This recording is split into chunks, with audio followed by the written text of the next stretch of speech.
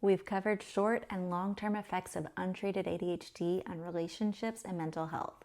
Now let's talk about what untreated ADHD means for your child's overall safety, legal record, and future employment outlook. Hi, I'm Dr. Keelan O'Connell, a board-certified child, adolescent, and adult psychiatrist. First, let's look at short and long-term effects on physical safety in children with untreated ADHD.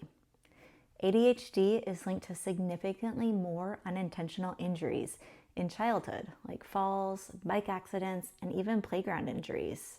Teenagers with ADHD have more traffic violations and car crashes due to inattention and impulsivity, rolling through stop signs, speeding, distracted lane changes, etc. Here's the good news.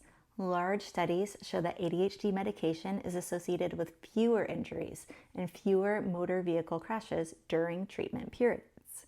Safer outcomes don't come from trying harder, they come from treatment. Now let's look at legal and criminal justice involvement for children with untreated ADHD. Impulsivity and poor self-control can lead to decisions with serious consequences. Shoplifting on impulse, fights that escalate, drug offenses, and vandalism with peers, to name a few. Furthermore, research shows that individuals with ADHD are more likely to be involved in juvenile delinquency and criminal activity, property crimes, drug offenses, even violent crimes. But here's what matters. A major registry study found that criminal charges were lower during periods when individuals with ADHD were on medication. These patterns don't mean your child is bad, they reflect treatable symptoms. Finally, let's look at long-term occupational impacts of untreated ADHD in teenagers and adults.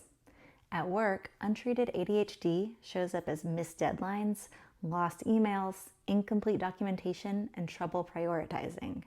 National data shows substantial lost work performance and productivity. In safety-sensitive jobs, there's higher risk of workplace accidents. Workers with untreated ADHD take more sick days, experience frequent job changes, receive written warnings, and face chronic underemployment, despite having strong potential. But here's my message of hope. Research from around the globe shows that early and continued treatment of ADHD significantly reduces all of these negative outcomes that I've just discussed. Treatment works. Early intervention changes lives. The question isn't, should I treat my child's ADHD? It's, how can I afford not to?